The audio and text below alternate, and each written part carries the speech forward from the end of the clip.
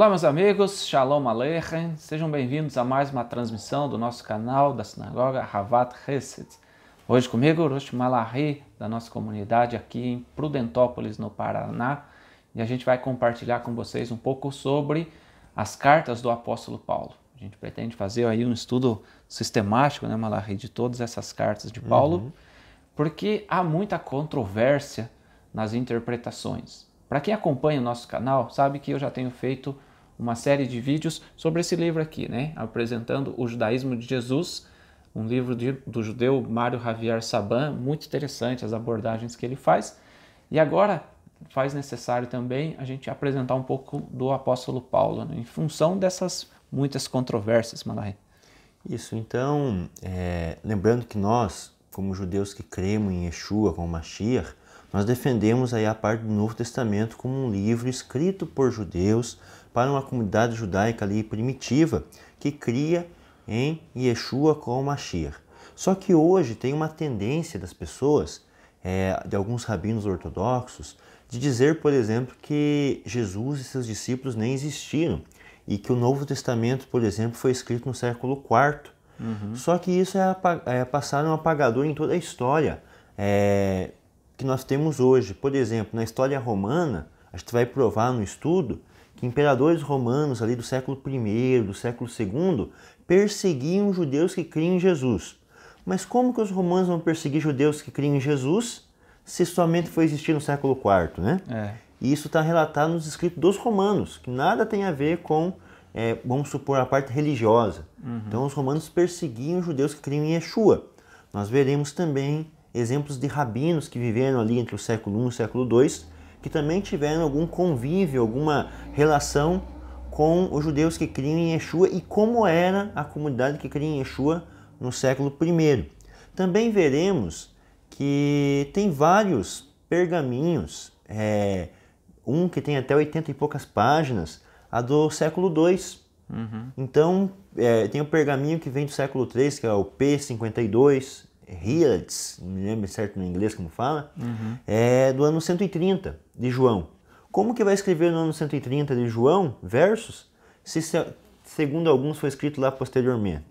Então a gente vai estar debatendo, aí, estudando e mostrando argumentos históricos, né? Não só o que eu acho, o que eu penso, mas baseado nos historiadores e na argumentação judaica.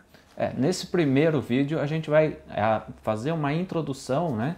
Esperando dar a vocês um pouco dessa credibilidade, porque, como Malahi mencionou, né, há muitos que tentam descredibilizar todo o Novo Testamento. É bem verdade que em alguns textos, né, Malahi, parece que foram acréscimos, outros textos parecem que estão descontextualizados. Nas cartas de Paulo mesmo, né, há muita aparente contradição. Sim.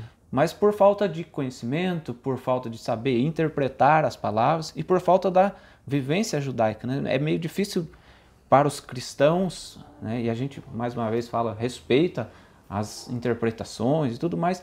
É meio difícil para os cristãos que não têm familiaridade com a fé judaica, com os conceitos judaicos, entender um pouco daquilo que Paulo falava, um pouco daquilo que Yeshua falava, né? E acaba daí dando margem a interpretações errôneas. E daí o judaísmo se apropria dessas interpretações erradas, não dos escritos, né, mas das interpretações para dizer, olha, tá vendo, Paulo era contra a Torá e coisas desse tipo, né? E algumas vezes até mesmo algumas ideias cristãs já bem estabelecidas na cabeça das pessoas tendem de um judeu que vai ler hoje o Novo Testamento já ter as pré-concepções cristãs quando vai ler o Novo Testamento. Então ele vai ler o Novo Testamento já pensando numa trindade, pensando em algo errado, antes mesmo de ler o livro. Então ele vai pensar como os cristãos pensam, e aí que está o erro. O Novo Testamento em si, uns 60%, é só você ler e interpretar o que está ali e você verá que a maioria dos dogmas cristãos hoje cai por terra quando você faz uma leitura simples e direta do Novo Testamento, sem pré-concepções. E algumas coisas, algum pouco, é uma tradução. Então o grego, às vezes uma palavra que está no grego, tem diversas traduções. E algumas vezes quando um autor traduz de uma maneira, não traz a ideia real daquele verso. E a adulteração, eu arrisco dizer, que não tem nem 5% da adulteração no Novo Testamento inteiro, de uma ponta a outra. Se der 5% é muito. Então, adulteração, você só pode alegar que um texto é adulterado com certeza quando você tem uma prova histórica. Por exemplo, finalzinho de Mateus 28, tem na Bíblia de Jerusalém, tem no Concílio de Nicéia, que foi acrescentado para dar ênfase à Trindade. Aí você não tem como defender esse texto. E a própria Igreja Católica afirma isso, né? Então, Afirma. Então não dá para dizer que estava nos originais e nunca foi encontrado, vamos dizer assim, um original relacionado a isso, né? Então, há muitas das interpretações, e eu quero convidar você a se inscrever no canal, né? Ativar as notificações. Essa vai ser uma série aí que vai demandar um longo tempo de estudos, né, Malari? E lembrar, né, que nós estamos gravando agora essa série em 2019, né? E o que acontece é que a história, ela vai evoluindo, e os historiadores também, os pesquisadores, nada impede de daqui a 2 anos, 3 anos, quem sabe, encontrar alguma coisa que nos remeta àquilo, né? Então, hoje mesmo em Jerusalém, muitas vezes os pesquisadores ali, os arqueólogos, têm encontrado resquícios da vida de Davi, por exemplo, né, das moedas, dos anéis reais. Então isso vai mudando um pouco a interpretação da história, não muda o contexto em geral, mas ele dá mais ênfase e traz mais realidade, mais convicção àquilo que a gente já viveu, né, a história que a gente já viveu. Até hoje, dificilmente a gente pode dizer que encontrou-se um escrito que contradissesse a nossa fé, por exemplo, né? Então a gente até fez um vídeo recentemente aí no outro canal em que a gente falava de Isaías 53, né, dos manuscritos do Mar Morto que foram encontrados, e a gente conseguiu encontrar ali, por exemplo, que falavam palavras que posteriormente acabaram sendo omitidas, mas está lá nos manuscritos mais antigos essas palavras, né? Então isso vai trazendo mais credibilidade àquilo que é, graças a Deus e à misericórdia dele, a nossa fé nos dias atuais, né? E é interessante que hoje, sobre o Novo Testamento, há uma cobrança muito grande. Então você tem ali que o Novo Testamento foi escrito entre os anos 50 do primeiro século até mais ou menos os anos 110 do início do segundo século, tá? Então os historiadores, a maioria, historiadores ateus, que não acreditam em Deus, que não acreditam que aquilo que está relatado na carta seja verdade. Então, por exemplo, hoje, vamos supor, eu tenho um sonho profético aqui. Eu tive um sonho, eu acredito naquilo, só que eu escrevo esse sonho profético. O historiador não vai dizer se o sonho é verdade ou não. O historiador vai dizer, ele escreveu isso em tal época. Então é isso que o historiador prova. Não se é a veracidade do sonho, mas que ele escreveu do sonho em tal época, isso é verdade. E isso daí está recheado em qualquer universidade de Jerusalém, quem estuda um pouco, David Foster vai estudar sobre a vida de Jesus e seus discípulos e outros historiadores judeus. Então tem a parte acadêmica de Jerusalém, a parte acadêmica do Brasil, vários historiadores que vão debater a historicidade do Novo Testamento. Não estão discutindo a veracidade, eles estão discutindo dos acontecimentos, estão discutindo a veracidade de quando foi escrito. E que se existiu mesmo alguém que seguia esses princípios. A gente verá que sempre teve isso. Então, isso é importante para você em que aspecto, gente? O historiador, como Malari mencionou, ele vai te dar a segurança de que aquela pessoa de fato existiu. E a gente vê isso, às vezes, no Talmud, né? E muitos dos rabinos da época talmúdica, por exemplo, eles foram contemporâneos dos apóstolos, e a gente vai ver um pouco ao longo desses programas, né, as interpretações. Como eu tenho feito ali na sequência de vídeos sobre o judaísmo de Jesus, né? Se você quiser assistir quando eu falo desse livro, entra aí no canal, na playlist, daí tem a playlist Judaísmo de Jesus, né? Judaísmo de Yeshua, e daí você vai acessar as aulas desse livro. Sempre recomendo, né, Malari, que as pessoas elas têm que ter paciência e elas têm que assistir do começo, né? Porque daí quando você assiste, por exemplo, se você assistir as aulas que a gente está fazendo aí, se propondo a fazer sobre a carta aos Romanos e as demais cartas do apóstolo Paulo, se você assistir a partir da aula 8, aula 9, e não assistir a introdução, você vai continuar tendendo a acreditar de que isso é fábula, que não existiu, mas agora nessa introdução aí a gente vai mostrar para vocês aí dados históricos, tá? E um detalhe importante que eu falei que é muito cobrado no Novo Testamento, Porque veja, se o Novo Testamento foi escrito segundo os historiadores do ano 50 ao ano 110, e nós já temos papiros a partir do ano 130, então da época que foi escrito até a época que tem material físico, daí cerca de 100 anos. Tudo bem? 100 anos aí desse tempo. Escritos romanos, que contam a história de grandes filósofos, foram escritos 400, 500 anos depois da vida desses filósofos e são tidos como verdade. A gente não quer forçar a barra, mas, por exemplo, a Torá, a gente sabe que ela foi dada há 3.500 anos no deserto. Nós acreditamos nisso.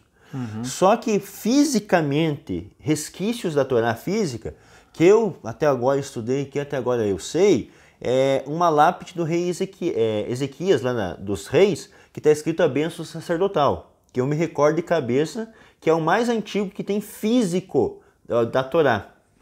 Então veja, o rei Ezequias viveu aí cerca mais ou menos uns 800 anos depois de Moshe, mais ou menos, arriscando aí, agora não me lembro de datas na cabeça.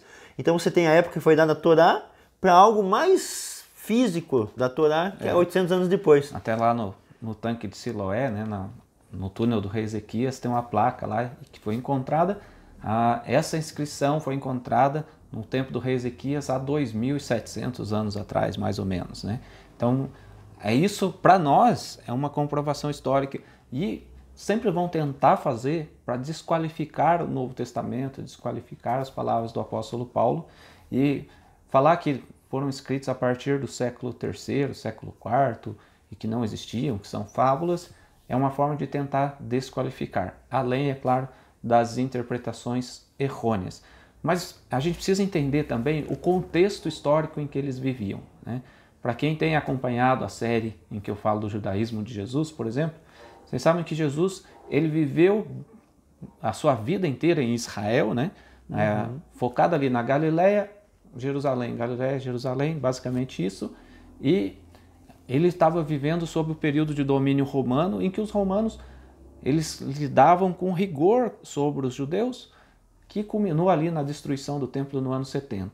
Mas já o apóstolo Paulo, né, cidadão romano, ele tinha uma vivência, não estou falando que é melhor, né, mas ele tinha uma visão um pouco já, vamos dizer assim, diferente da de Yeshua, porque ele convivia com judeus e gentios de outras regiões, né? Da diáspora, né? Da diáspora, ele viajou para outros países, então tem escritos de Paulo em várias cidades ali, nas viagens dele que ele fazia. Então isso trazia ao apóstolo Paulo uma interpretação diferente acerca principalmente do mundo dos gentios, né? Os gentios, os não-judeus, tá? E a carta de Paulo ali foi escrita mais ou menos ali no ano 51 até 59, mais ou menos, né? Isso, a maioria dos historiadores, igual eu sempre gosto de frisar, historiadores ateus, aprovam ou testam que Paulo escreveu do ano 51 e 59. 51 e 59 que eu peguei os que falam que é mais antigo e os que falam que é mais novo. Então alguns vão falar, por exemplo, 56 a 57, outros falam de 54 a 55, mas o período de mais de 90% dos historiadores é 51 a 59. Então não tem como eu alegar, historicamente falando, que foi escrito, por exemplo, no século IV, no ano 300 e pouco, não. E daí, fisicamente, até a gente pode ver melhor depois em alguns estudos mais aprofundados, mas fala aqui na Bíblia Tebe, na introdução, né? O mais antigo manuscrito paulino que possuímos é o Papiro 46. Tá, o Papiro 46, se você buscar aí no Google, você vai chegar, ele é chamado de Chester Beatty, tá? É em inglês, um papiro escrito, que até uma a gente já mencionou no começo dessa transmissão, que tem cerca de 86 páginas, né, que foram encontradas ali, datados do ano 180 até o 225. Né? Então, se você fala que não existiram as cartas, que isso é posterior ao século III, tudo isso cai por terra quando você descobre que já há indícios, né? Indícios não, né? Já há comprovações físicas de algo que foi encontrado e que é datado, não por nós, mas por historiadores, pessoas que pesquisaram a respeito do ano 180. Do ano 180. Né? Não quer dizer que eu vi um lugar que fala que foi do ano 175. Quer dizer, de qualquer forma, comprova que foi muito antes do século III, né? Isso. E isso traz mais credibilidade, gente. Isso traz mais credibilidade. E daí, muitos desses que foram encontrados, aí eles são manuseados com muito cuidado. E os papiros, elas acabam sendo um material, né, que é mais... se desgasta mais facilmente, né? E às vezes algumas coisas, por isso que algumas coisas se perderam aí. E Romanos capítulo 16, né, que não estava nesse vamos dizer assim, nesse original, né, do Chester Beatty. No mais próximo do original, né? Que daí o capítulo 16 de Romanos não estava nesses vários papiros encontrados, mas lembrando que não tem só Romanos, tem várias cartas paulinas nesses papiros. Quase todas as cartas paulinas estão aí. Então quer dizer o quê?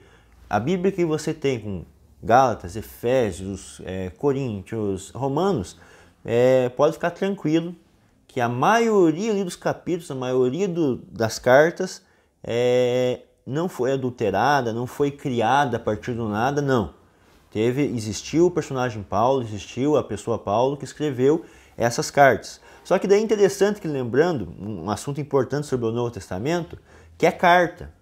Então carta pensa em algo bem pessoal. Então algumas vezes, por exemplo, eu tenho uma dúvida, eu mando uma pergunta para o Rosh Moshe.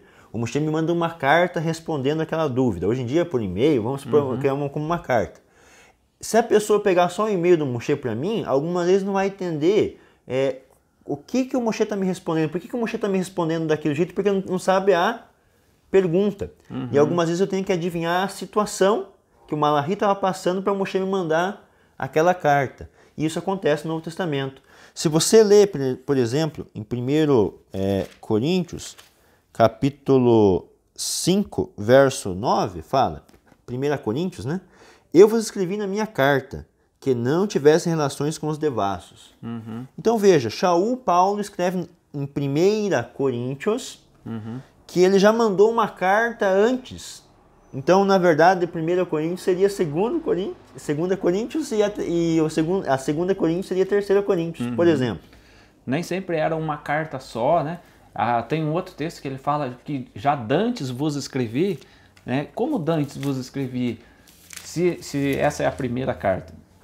Não, essa é a primeira carta que faz parte do Novo Testamento, do chamado Novo Testamento, né?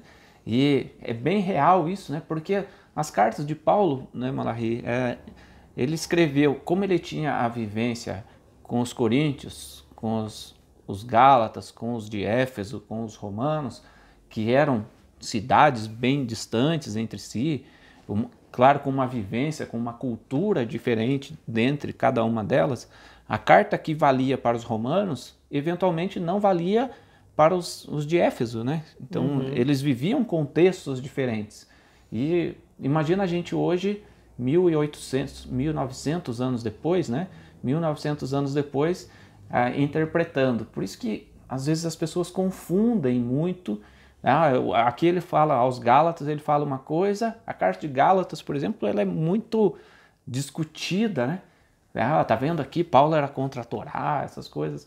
Não, às vezes é meramente uma questão de interpretação e que as pessoas distorcem, isso também está escrito, né? Distorcem para a sua própria perdição, né?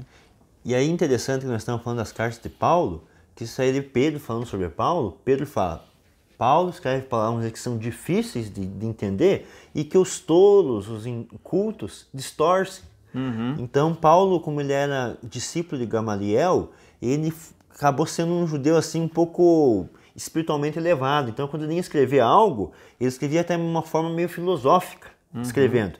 Então algumas vezes quando a pessoa fala algo filosófico, as pessoas pegam e distorcem aquilo. Então é interessante que Paulo é considerado um dos mais cultos dos discípulos de Yeshua.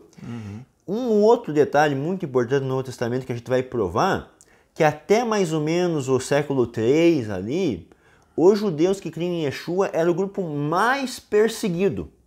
E isso contribuiu para que não tivesse original.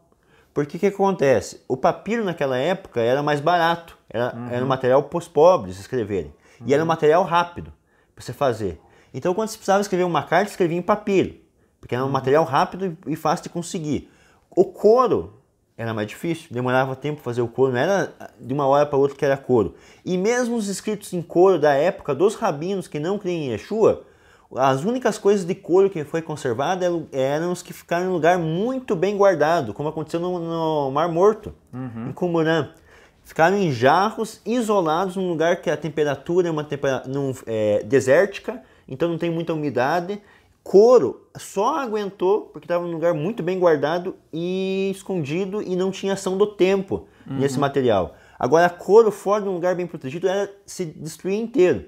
E como que papiro, esses papiros aguentaram tanto tempo? Porque foi muito difundido. Então foi muito escrito, o Novo Testamento é um dos livros que mais tem todas as línguas. Porque aonde que ia um discípulo, um apóstolo, escrevia, aquilo era difundido. Só que por ser um material fraco, era muito fácil de ser destruído. Isso que os romanos destruíam, esses escritos, porque era não, o judeu, o Messias, vamos destruir o que tem a ver com esse Messias, e o judeu que não cria em Yeshua, a mesma coisa, queimava, destruía os livros que tinha a ver com Yeshua. E a gente tem, até voltando, né, esse que foi encontrado, esse papiro, Chester Beatty, por exemplo, né, do ano 180, não quer dizer que a letra que foi encontrada ali é o apóstolo Paulo que escreveu, né? Como o Malachi falou, a carta foi sendo transcrita, né, várias vezes, e daí o que foi encontrado, a questão para nós fundamental nesse aspecto é a datação, tá? Mas se você for ver, os historiadores judeus e os livros judaicos, muitos deles falam a respeito disso, né? A gente vai ver o livro do Rabi Akiva, e eu quero ler um pouco do Flávio Josefo, tá? Flávio Josefo, um grande historiador judeu, diz assim: vários judeus julgaram a derrota do exército de Herodes um castigo de Deus por causa de João, cognominado o Batista, né? João o Batizador. Ele era um homem de grande piedade que exortava os judeus a abraçar a virtude, a praticar a justiça e receber o batismo para se tornarem agradáveis a Deus, não se contentando em evitar o pecado, mas unindo a pureza do corpo à da alma. Como uma grande multidão o seguia para ouvir a sua doutrina, a doutrina de João Batista, né? Herodes, temendo que ele, pela influência que exercia sobre eles, viesse a suscitar alguma rebelião, porque o povo estava sempre pronto a fazer o que João ordenasse, julgou que deveria prevenir o mal para depois não ter motivo de se arrepender por haver esperado muito para remediá-lo. Por esse motivo mandou prendê-lo numa fortaleza de que acabamos de falar. Os judeus atribuíram a derrota do seu exército a um castigo de Deus devido a esse ato tão injusto, né? Flávio Josefo é um historiador judeu e ele relata a história de João Batista, né? Isso, então se você lê a história dos judeus de Flávio Josefo, e Flávio Josefo morreu um pouquinho depois da revolta de Bar Korba. Então ele passou pela destruição do templo, passou pela revolta de Bar Korba e era um historiador judeu. Quando você fala historiador judeu, ele não era tão envolvido com a parte religiosa. Então se o rabino, o mestre viesse e falasse, ó, você não pode escrever sobre Jesus, ele não daria crédito, porque como ele não era um judeu religioso, ele é mais historiador, aí ele teve que relatar aquilo que ele considerava como que aconteceu, o que era real. Então não era porque os romanos não queriam que ele escrevesse de Jesus ou porque os judeus não queriam que ele escrevesse sobre Jesus que ele ia deixar de escrever. Porque ele levou a parte histórica muito a sério. Ele vai falar que João Batista existiu e não só existiu, era zeloso da lei, mas era além disso. Fala que não era só não pecar. Você tinha que se purificar, você tinha que se levar, você tinha que se aproximar do Eterno, obedecer ao Eterno por amor, purificação do sentimento, coração, purificação da mente. Então, quando você vê multidões seguindo Jesus ali em Atos, os discípulos, era porque o seu judaísmo, além de praticar o básico da Torá, era um judaísmo mais aprofundado, com mais base no amor, na misericórdia, na compaixão, e isso atraía. Só que ao mesmo tempo que atrai, causa ciúme. Então, um pouco das perseguições que houve foi o ciúme. E você vê aí nas palavras de Flávio Josefo, né, que João Batista, como um homem zeloso, pregava o batismo. Daí está totalmente de acordo com os escritos do Novo Testamento, quando fala que João pregava o batismo de arrependimento de pecados, né? Não era simplesmente fazer tevilá. Não, esse não era um costume judaico, né? Às vezes as pessoas falam, isso aí não era um costume judaico. Como assim? O rito da imersão da tevilá Era um rito desde que Moisés estabeleceu ali ao povo de Israel fazer a imersão no mikve para se purificar. João ainda acrescentou algo, porque quando Moshe deu, basicamente era a purificação física, né? Mas Yohanan, depois que ele viveu ali entre os essênios, e ele saiu pregando para ser a voz que clama no deserto, ele saiu pregando o batismo de arrependimento. Não faça apenas a purificação física, como eu li no texto aí de Flávio Josefo, mas a purificação espiritual dos seus pecados. Evite de pecar, né? Se aproxime de Deus. Isso está totalmente de acordo com os escritos do Novo Testamento. Vale salientar que Flávio Josefo ele tem duas versões, uma versão grega e uma versão árabe, ou em árabe, né? Aí o que acontece? Na versão que está grega, tem uma parte que fala a favor de Yeshua aí com umas 9 linhas mais ou menos. Eles falando que Yeshua foi um grande homem e tal, só que tem algumas partes que parece que foi acrescentado ao escrito de Flávio Josefo. Já no escrito árabe, 6 linhas que fala bem de Yeshua, um pouco menos do que no grego, mas a questão é, os dois escritos que tem de Flávio Josefo, as duas versões que tem, as duas falam de Jesus. Uma fala muito bem, até demais, e a outra fala bem, não tão bem igual a outra, mas fala bem. Então as duas versões de Flávio Josefo tem a figura de Yeshua e tem a figura de João Batista. Então você dizer que Yeshua e João Batista não existiram, bom, pelo menos Flávio Josefo fala que existiu. Que é um historiador reconhecido no meio judaico também. E aí a gente vai mostrar um livro agora, mostrar a capa aí, Malachi, que fala do Rabi Akiva. Rabi Akiva, um dos mais conceituados da fé judaica, aí, muito conhecido ao longo de todo o tempo da fé judaica, né? A história do Rabi Akiva, na página 144, esse livro fala sobre Elazar ben Hircanus. Elazar ben Hircanus era um judeu, um sacerdote, um cohen do século I e século II, tá? Ele era discípulo de Gamaliel II, né? Gamaliel, lembra-se? Gamaliel teve o Gamaliel neto de Hilel, que Paulo foi instruído aos pés desse Gamaliel aí, né?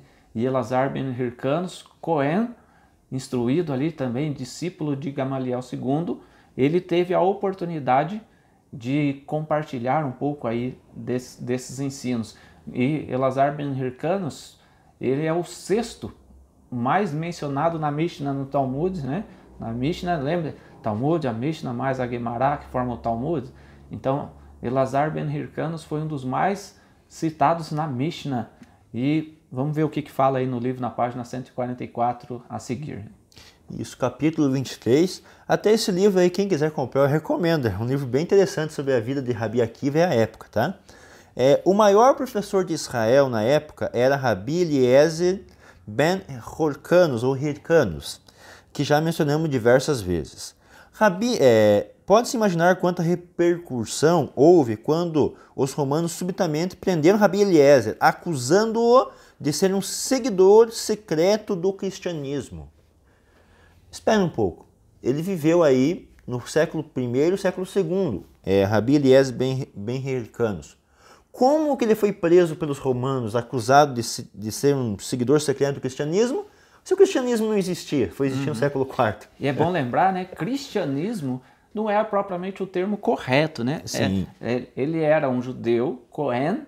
Lembra que na Brit Hadashah tem um versículo que fala, né, que não poucos sacerdotes obedeciam à fé, né? Então veja bem, Elazar ben Hircanus, um sacerdote que foi acusado de ser vamos dizer assim, um obediente da fé de Yeshua, ou de aceitar Yeshua como Mashiach. O termo cristianismo usado no livro facilita hoje essa interpretação, mas vamos continuar. Então veja de interessante, ele foi acusado e ele era um dos rabinos, o maior professor na época, segundo o livro. E é o 6º mais mencionado na Mishnah. Esse livro não é cristão, tá? Ele é editado pela editora Lubavitch, da Chabad, né? Aí o que acontece? Rabi Eliezer, ele foi preso e acusado de ser um cristão na época de Trajano. Então, Márcio Ulpio Trajano, que reinou do ano 98 ao ano 117. Aí é interessante que, se você for ler nos livros romanos, né, esqueça livros religiosos, vá ler a história dos imperadores romanos. Você verá que eles perseguiam os cristãos. Então os cristãos existiam ou não existiam? Os judeus que criam em Yeshua existiam, está no livro. E fala que na época de Trajano, final do século I para o início do século II. Se a gente voltar antes ainda, né, nos dias de Yeshua, Yeshua foi perseguido, aí fala, né, que Elazar ben Hyrcanus foi perseguido por se tornar, vamos dizer assim, cristão. Mas Yeshua mesmo foi perseguido pela classe sacerdotal dos seus dias, que falava, olha, se não fizermos alguma coisa, logo todo mundo vai seguir esse homem. E depois eles começaram a planejar matá-los. A classe sacerdotal e, é claro, o Império Romano. Vamos ler agora na página 146, fala o seguinte: suas opiniões quem? De Trajano, sobre o cristianismo não eram favoráveis também. Os cristãos também, naquela época, eram um grupo perseguido. Os governantes romanos não sabiam, tampouco desejavam saber nada sobre os interesses e objetivos dos cristãos, e a sua comunidade não era publicamente reconhecida. Naquela época era pior, era melhor ser judeu do que um judeu que cria em Yeshua, será mais perseguido. Se era um judeu que se cria em Yeshua, os romanos não te perseguiam, e os judeus muitas vezes começaram a perseguir ali. Quando terminar de ler, eu vou falar um dos motivos que levou o povo judeu a perseguir os judeus que criam em Yeshua. Dois motivos principais, tá? Além disso, todas as atividades cristãs eram conduzidas em segredo, e qualquer pessoa que abertamente assumisse que pertencia a essa religião era sentenciada à morte. Então lá em Atos fala que depois houve uma perseguição muito grande, eles começaram a se reunir nas casas. O livro está concordando com isso. E até Estevão foi apedrejado, né? Estevão foi apedrejado. Assim foram os anos iniciais do cristianismo, e a maioria dos cristãos na época era formada por judeus que se converteram ao cristianismo. Lembrando que aqui é a ideia do autor, que está dizendo que eles se converteram numa religião diferente do judaísmo, cristianismo, tá? Mas como é que era? Vamos seguir aí. Vamos ver. Eles, diferentemente dos futuros cristãos de origem pagã, permanecem fiéis às práticas judaicas, guardavam o Shabat. Então, pro final do século I para o século II, eles guardavam o Shabat. E os feriados, os Yamim Tovim, que a gente vai falar até no programa. Isso dito pelos romanos, né? Uma visão romana. Respeitavam as leis da alimentação, kashrut, seguiam kashrut, circuncidavam seus filhos. Então, até o final do século I... porque eram judeus, mano. Então, até o final do século I e século II, circuncidavam seus filhos. O líder e fundador dessa seita chamava-se Jacobus, da vila de Seconia da Galileia. Lembrando que depois da morte de Yeshua, o que assumiu a comunidade em Jerusalém foi Tiago. E aí muitos judeus depois atribuíam o judaísmo de Yeshua a Tiago. E aí continua. Eu vou ler uma parte aqui que tem um diálogo entre Akiva e Rabi Eliezer. Akiva, de fato, você reavivou minha memória. Eliezer falando a Akiva, né? Respondeu Rabi Eliezer: certa vez, quando estava andando pelo mercado de Tzipori, encontrei um aluno de Jacobs de Seconia, o fundador da seita. Ele repetiu a explanação do seu professor de uma certa halahá para mim, e achei a explicação interessante. Então vejam, não é qualquer pessoa. Rabi Eliezer, o sexto mais mencionado na Mishnah, o mais importante da época. Achou interessante uma explicação do apóstolo Tiago, né? De Tiago, que era discípulo de Yeshua. Né? Então veja, como eu falei, tenho falado aí, né, no livro do Judaísmo de Jesus, o próprio autor Mário Javier Saban fala que um dos erros do judaísmo foi não colocar os escritos ou os ensinamentos de Yeshua na Mishnah, particularmente em Pirkei Avot. Eu já falei sobre isso com vocês, né, no Tratado de Pirkei Avot, de ensinamento moral. Então, Mário Javier Saban, um judeu, um historiador, né, pesquisador, ele fala que um dos erros da fé judaica foi isso, deixar os ensinos. E Elazar ben Hyrcanus mostra aí que o ensinamento de Yeshua, aparentemente para ele, foi interessante. Né? Foi naquele momento que transgrediu o mandamento da Torá. Deve manter seu caminho distante disso. Provérbios 5, verso 8. Que é interpretado pelos sábios como significado que deve se manter à distância de qualquer coisa que desvie do judaísmo. Essa é a razão por que isso aconteceu a mim. Lembrando que naquela época, o judaísmo em si não era bem definido também. Porque tinha fariseu, saduceu, essênio, os judeus que criam em Yeshua. Então essa ideia de judaísmo unificado, uma só ideia, Não existe isso. Era vários pensamentos diferentes. Só que, quando os fariseus, que foi o que deu origem depois aos escritos do Talmud, os fariseus que continuaram o legado, eles começaram a tirar todo mundo que não era fariseu de lado. Então, se você ouvir um judeu que não é fariseu, você está desviando da fé. E a gente vê que grandes rabinos, Rabi Eliezer ficou encantado com a explicação, a halahá, que um discípulo de Tiago ensinou. Então veja como que era. E como você vai dizer que não existiram? Você pode até discordar, falar para mim, Yeshua não é uma Mashiach, não concordo que eles sejam, vamos supor, o que eles falaram é verdade. Agora, que eles existiram, que isso está na história de ponta a ponta, porque não tem se como você discutir. acredita em Elazar ben Hircanos, se você acredita no Rabi Akiva, você tem que acreditar que o que eles falaram também é verdade. Sim. Né? Então, veja a complexidade, gente. A complexidade.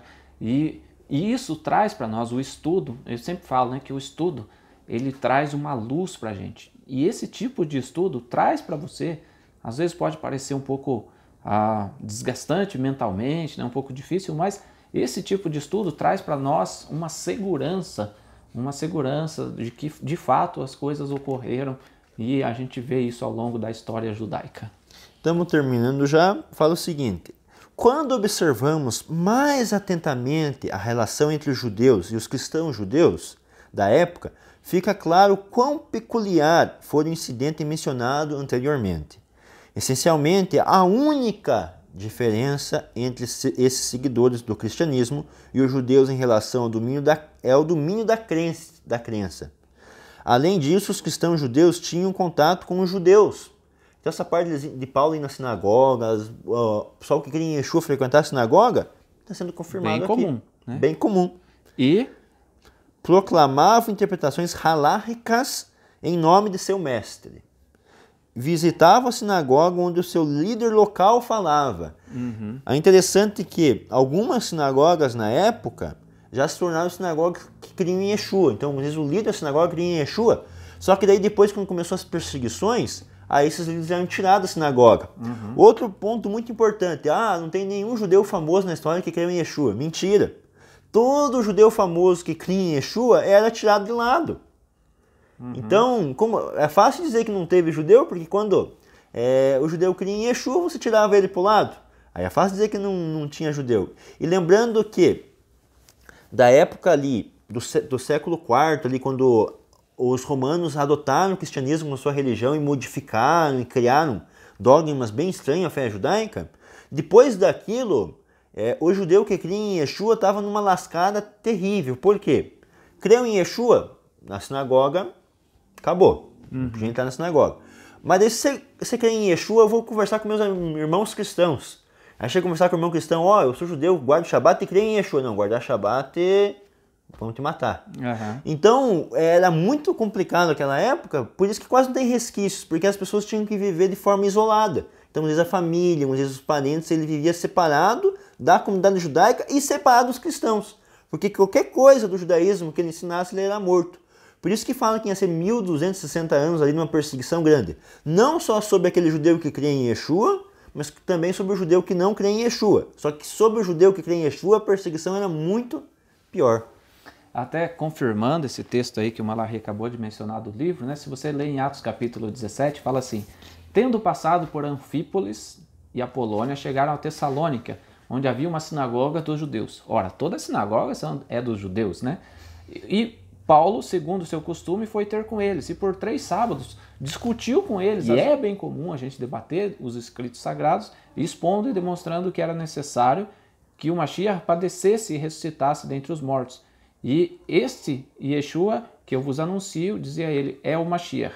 E alguns deles, persuadidos pelas palavras de Paulo, né, aderiram a Paulo e Silas, bem como grande multidão de gregos devotos e não poucas mulheres, né? E daí fala da inveja de alguns da comunidade judaica, enfim, o texto segue. Mas você vê os apóstolos entrando nas sinagogas e sendo chamados para discutir o assunto, né, para abordar. Né? Então isso é muito, muito relevante, muito importante. É interessante que nós estamos falando de Paulo, né?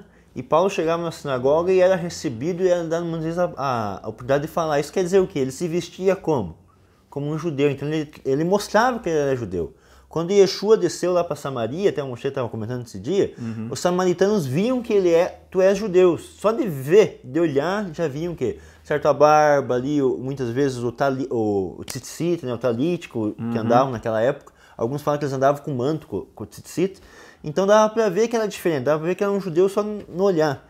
E aí a gente vê que Paulo continuou essa vida judaica até a morte. Até ele morrer, ele continuou sendo um judeu. Continua. Sob essas circunstâncias, era quase inevitável que alguns judeus fossem enganados. Enganados, né?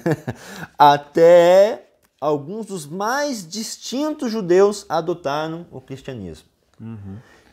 Então, a gente, nessa introdução aí, vai falar mais um pouquinho? Tá bom, né? Eu só queria terminar, que eu falei no início do livro, que o que levou os judeus que não creem em Yeshua a perseguir os judeus que creem em Yeshua de forma assim, mais acirrada, de forma mais maciça, e de tentar apagar a memória de Jesus e seus discípulos. Primeiramente foi a destruição do templo. Quando, próximo da destruição do templo, os judeus que creem em Yeshua já tinham recebido a mensagem de Jesus, de Yeshua, que quando ia chegar um tempo que não ia sobrar pedra sobre pedra do templo. Então os judeus que creem em Yeshua, uma grande parte tinha escapado de Jerusalém, e os que ficaram não lutaram. Simplesmente abaixaram suas armas e não lutaram.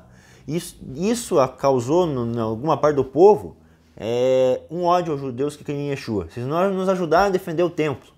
E já ficou uma inimizade muito forte a partir dali. E nesse inteirinho, nesse tempo também, os líderes da comunidade judaica que não criam em Yeshua fizeram um acordo com os romanos. Eles puderam sair vivos, uma grande parte da diretoria ali, e abrir um novo sinédrio em uma outra cidade. Eu esqueci o nome da cidade, não sei se é Yavne, depois de Jerusalém. Eles fizeram um acordo com os romanos. Também entregaram a cidade, só que isso daí o povo não ficou sabendo direito. Depois disso, a partir dali já começou a ter-se de separar os judeus que creem em Yeshua de uma forma mais forte. Até ali tinha perseguição, mas era uma perseguição mais motivada por ciúme. E uma grande parte do povo gostava dos judeus que creem em Yeshua. Mas quando eles não lutaram para defender o templo, e tinham escapado uma grande parte antes mesmo da invasão romana, isso causou no povo uma aversão aos judeus que creem em Yeshua. E depois, lá na frente, o que piorou ainda foi a revolta de Bar Korba. Quando Bar Korba, Rabi Akiva, Bar Korba é o Mashiach. Tenho certeza, nasceu em Belém, ele é o Mashiach, faz sinais e tal, vamos fazer uma guerra contra os romanos. Novamente, os judeus falam, não, nós já temos nosso Messias. Os judeus que creem em Yeshua, não vamos apoiar Bar Korba. Diz até que Rabi Akiva perseguiu e matou judeus que não queriam apoiar Bar Korba na revolta contra os romanos. E é interessante que daí, depois disso, então, houve uma ruptura muito grande entre os judeus que criam em Yeshua e os judeus que não criam em Yeshua por causa de proclamar já criam em dois Mashiach diferentes. Uns criam que Yeshua era o Mashiach e outros criam que Bar Korba era o Mashiach. E é interessante que, quando que Rabi Akiva viu que Bar Korba não era o Mashiach? Quando ele perdeu a guerra e já tinha sido levado cativos. Isso quer dizer o quê? E Rabi Akiva deixou de ser considerado um judeu por crer em Bar Korba? Não. Hoje é um dos rabinos mais respeitados. Então, quando nós dizemos que nós cremos em Yeshua, se Deus nos livre, nós estivéssemos errado. Yeshua não fosse Mashiach. E daí? Teríamos cumprido a Torá de igual forma, né? O que interessa é cumprir Torá no sentido geral. Geral é cumprir Torá.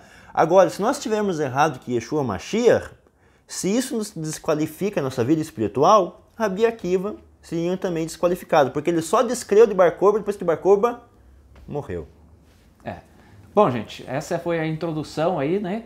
Eu espero que vocês tenham gostado dessa primeira parte. A gente vai fazer um intervalinho, daqui a pouco a gente volta falando um pouco mais e dando, sim, de fato aí a pontapé inicial no estudo da carta do apóstolo Paulo aos Romanos. Continue com a gente.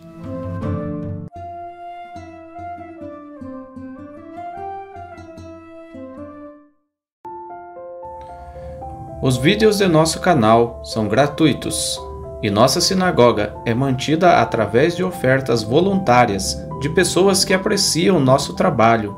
Se você deseja apoiar a Ahavat Chesed, contribua enviando-nos sua oferta. Banco Itaú, agência 9313, conta corrente 12693, dígito 1. Caixa Econômica Federal, agência 3379, conta corrente 28586, dígito 0, operação 001.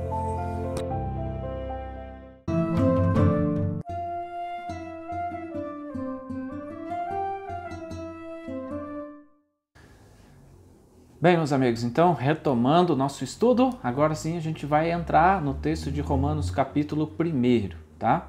Mas cabe aqui, né, Malachi, um adendo que a gente, não é por falta de conteúdo, mas pelo excesso de conteúdo, a gente vai tentar apresentar de uma forma mais resumida, né?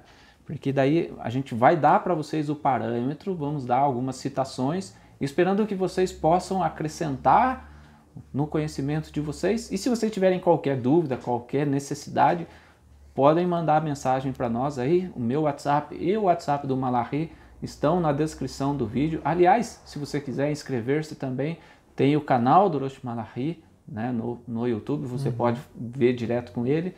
Ele ainda não está fazendo lives, né, mas a gente vai trabalhar junto aí, então você pode se inscrever no canal dele e assistir também alguns dos ensinos que ele transmite direto do grupo ali de Prudentópolis, aqui no interior do Paraná, tá bom?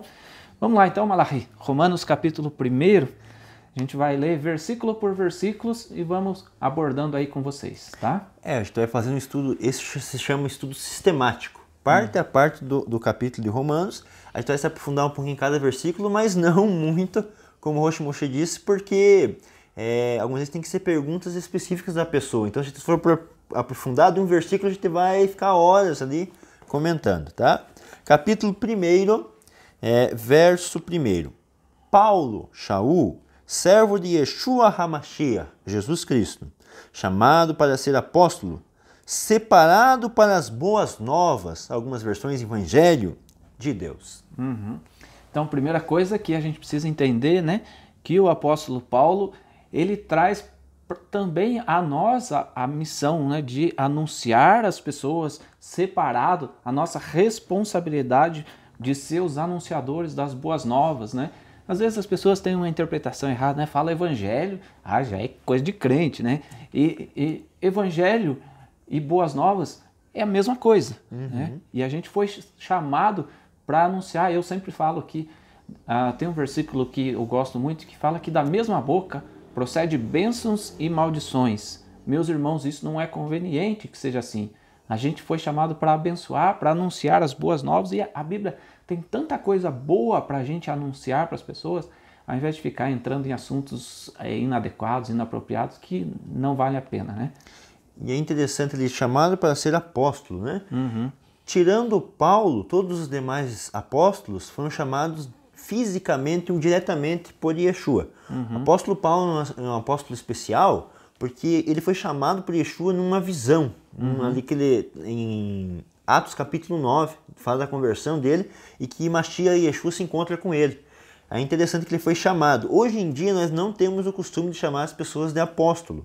Por mais que eu não veja grande problema em chamar uma pessoa de apóstolo, só que apóstolo ficou mais conhecido mesmo os que foram ou chamados diretamente por Yeshua, vivendo com Yeshua, ou a única exceção que tem no Novo Testamento de apóstolo, além dos apóstolos, é Paulo, que também é chamado de apóstolo.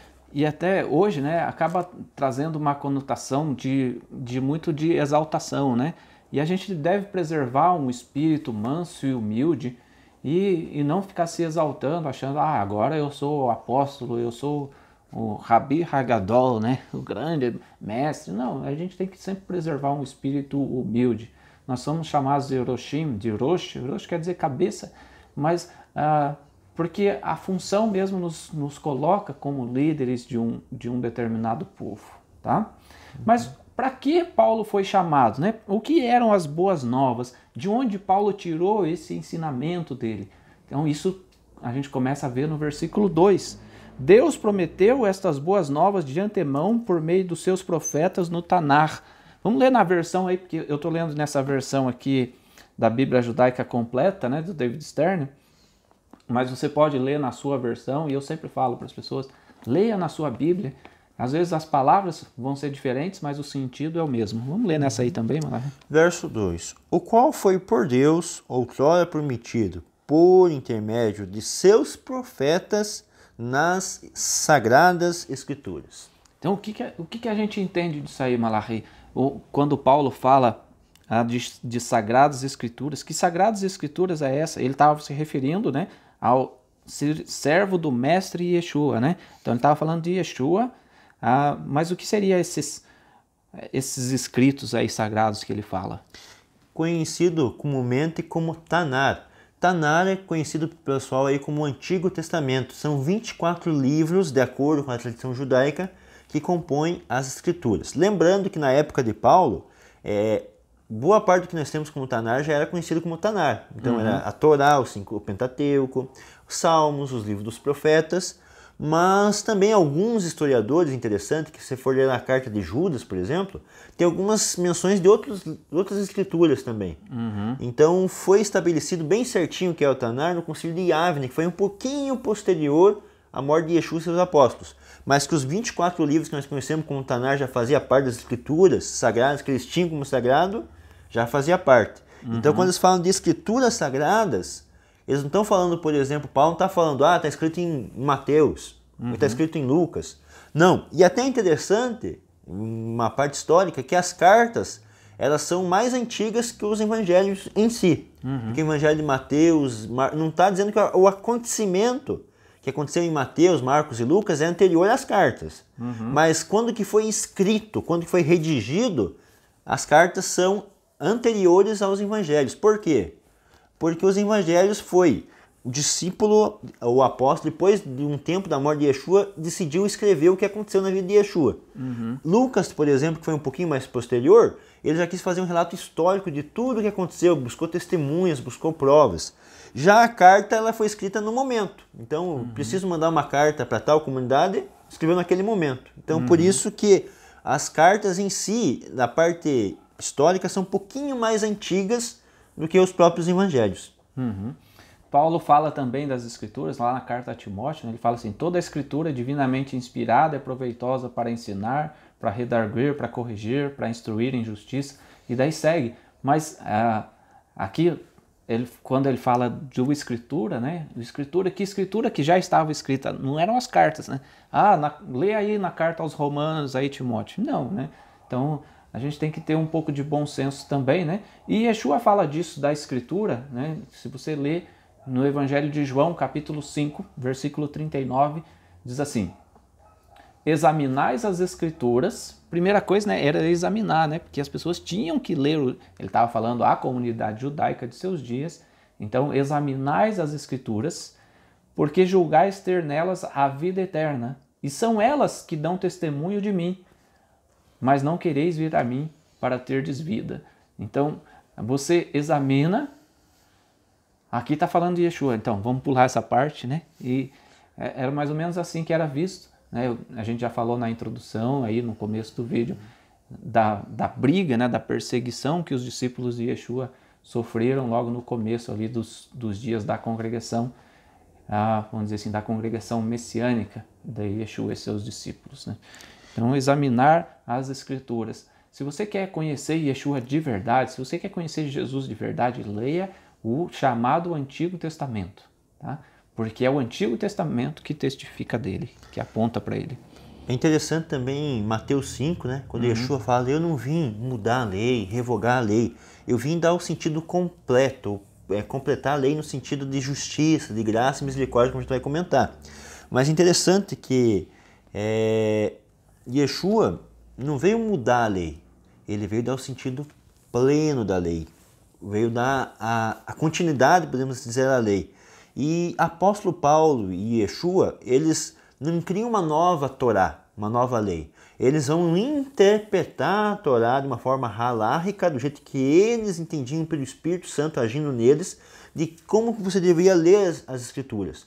Paulo fala, por exemplo, aquela parte de não atar a boca do boi enquanto está debulhando, para ele comer um pouco daquilo. E aí Paulo explica que assim como o boi tem direito de comer aquilo que ele está do serviço dele, assim também o homem tem direito a ser participante daquele serviço. É interessante na Torá que fala que um homem, antes de ir para a guerra, se ele tinha plantado uma vinha, ele tinha que primeiro comer daquilo, para daí ir para a guerra. Então você vê a importância do homem ter parte daquilo. Então as interpretações dos apóstolos de Yeshua eram sempre em cima do Tanar. E quando não era em cima do Tanar, era essa tradição judaica está certa ou essa tradição judaica está errada. Então era isso, ou era sobre o Tanar ou sobre a interpretação da época que o nosso povo tinha do Tanar. Então, quando você for ler a Bíblia, procure ler começando pela Torá, tá? Nós da comunidade judaica, né, do mundo inteiro, a comunidade judaica do mundo inteiro, estuda as parashiot. As parashiot são porções semanais da Torá. O que os cristãos hoje dizem a leitura anual da Bíblia, né? O judaísmo já pratica há muito tempo, né?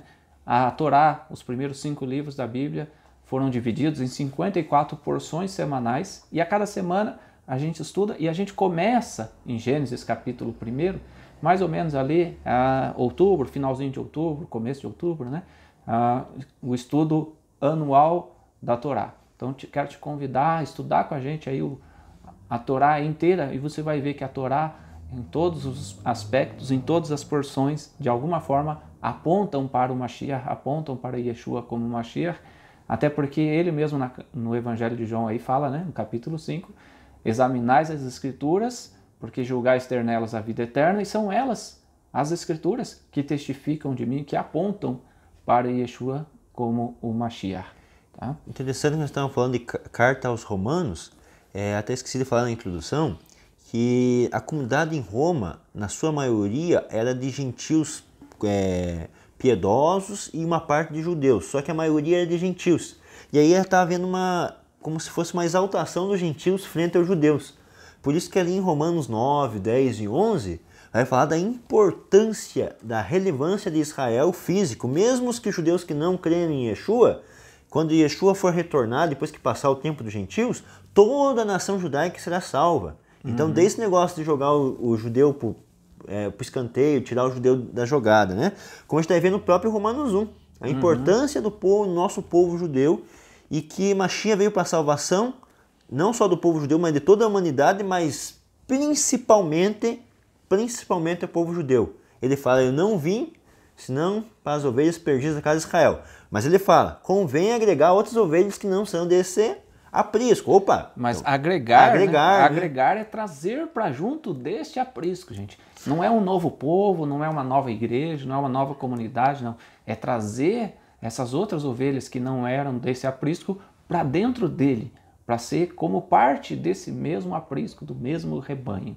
Tá? E Paulo, o próprio Yeshua lá em João capítulo 4, ele fala, né, que a salvação vem dos judeus. João 4:22, se não me engano. Tá? Mas enfim, veja quanta coisa, né, quantos pequenos detalhes aí a gente vai acrescentando, basta lendo os versículos aí da carta aos Romanos. Tá? Se você está gostando do vídeo, dá um joinha aí, compartilha com as pessoas, assistam o vídeo, reveja se você achar que pode aprender mais, né? Às vezes a gente assiste um vídeo e a gente perde um detalhe, né? E é como os filmes, né? Quando você assiste um filme, por exemplo, você vê o filme de um modo geral, mas a partir do momento que você assiste a segunda vez, você começa a ver um detalhe a mais, e isso vai trazendo para você mais conhecimento naquele filme. Imagina da palavra de Deus, né? Quando a gente assiste uma videoaula como essa, e daí depois você rever, você vai pegando mais detalhes que tinham passado ali na primeira vez, e para você poder compartilhar e ser como o apóstolo Paulo, aquele que foi chamado para levar as boas novas aí às pessoas, tá bom? Vamos ler versículo 3º, muito importante esse, Romanos capítulo 3º, capítulo 1º, versículo 3. Elas, as escrituras, dizem respeito ao seu filho. Ele é um descendente físico de Davi. E aí, Malachi? Interessante, né?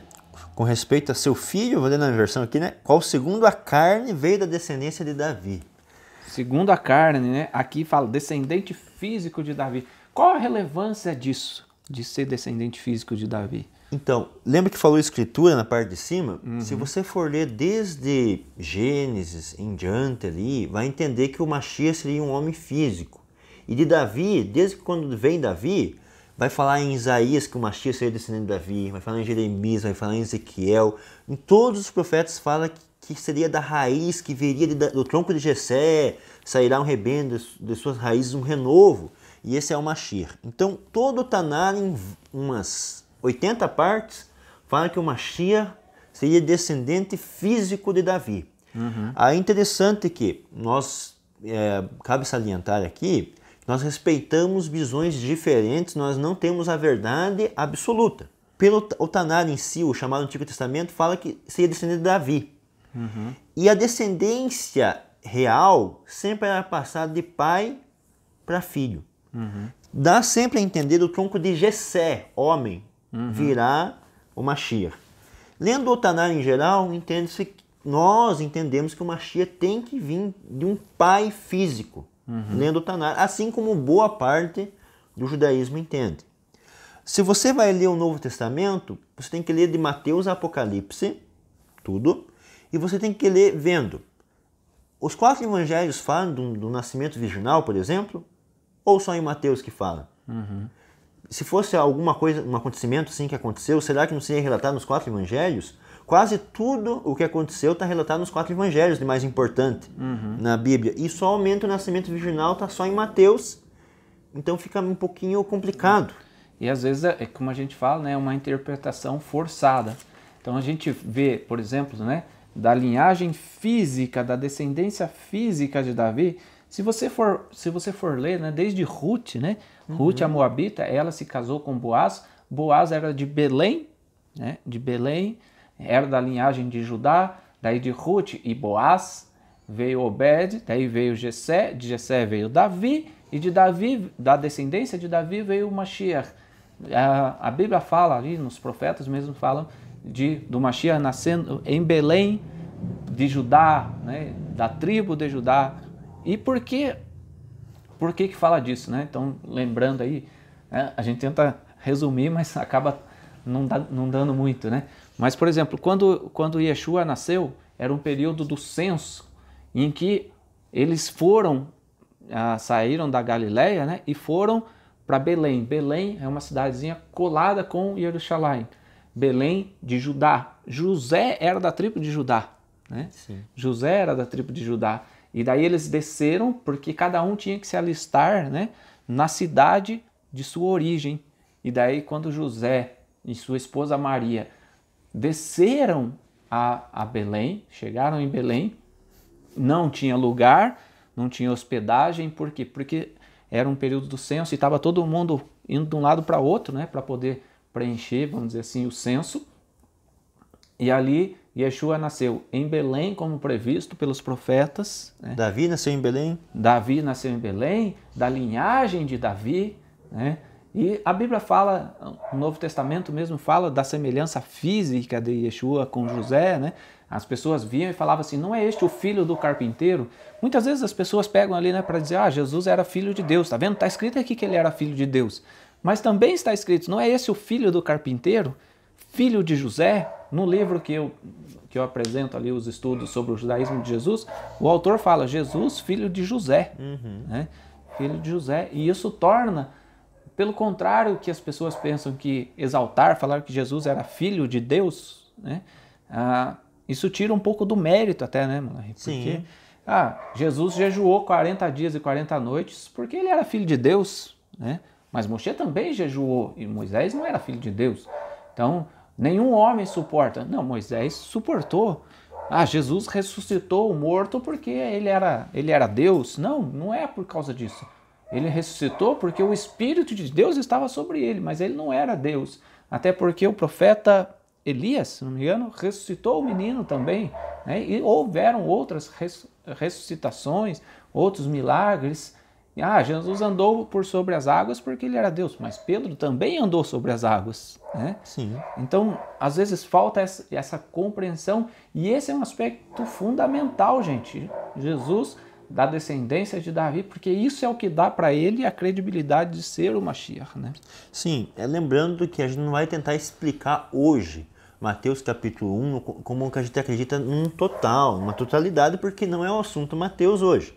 Só que a gente tem que explicar aqui a ideia de Yeshua, filho descendente de Davi, no geral no Novo Testamento. Aí você verá, por exemplo, nas cartas de João, primeira carta de João, segunda carta de João, que fala que todos os que negam que Yeshua veio em carne são espírito do anticristo. Então, por que anticristo? Se você vai ensinar para o teu irmão judeu que Yeshua é o Mashiach, e você fala que ele nasceu de Deus ou do Espírito Santo, de certo modo, você acaba transformando Jesus num falso Messias, anticristo. Então, hoje, quando a pessoa vai ensinar Yeshua, ensinando o nascimento virginal como nós acreditamos, acaba... Quando eu falo que nós acreditamos que Yeshua nasceu de José, mas se a pessoa acredita, por exemplo, no nascimento virginal, se vai ensinar isso, acaba tirando Yeshua desconecta. Lembrando que tem muitos irmãos judeus que creem, e judeus messiânicos, que creem em Yeshua como que ele foi criado como um homem lá por Deus no início da criação, mas creem no nascimento virginal. Nós respeitamos, só que nesse aspecto a gente acaba não concordando, no aspecto bíblico. Agora veja, se meu irmão judeu messiânico ali crê que Jesus nasceu do Espírito Santo, por exemplo, mas não crê que ele era Deus, cumpre Torá, cumpre os mandamentos, cumpre as demais coisas, eu não vejo grande... Não estou dizendo que ele perdeu a salvação por causa disso, não. Mas é um ponto que a gente pode sentar, discutir, dialogar, e se não chegar numa conclusão de imediato, não tem grandes problemas em ter amizade, em congregar junto muitas vezes, guardar as festas junto, cumprir o Shabat junto, que isso que às vezes é o mais relevante da lei. Só que num contexto geral, se você ler a Brit Hadashah, você vai ver que tudo aponta para que Jesus e Yeshua fosse filho de José fisicamente, pela semelhança que ele tinha com José, semelhança que ele tinha com seus irmãos, semelhança com seus irmãos.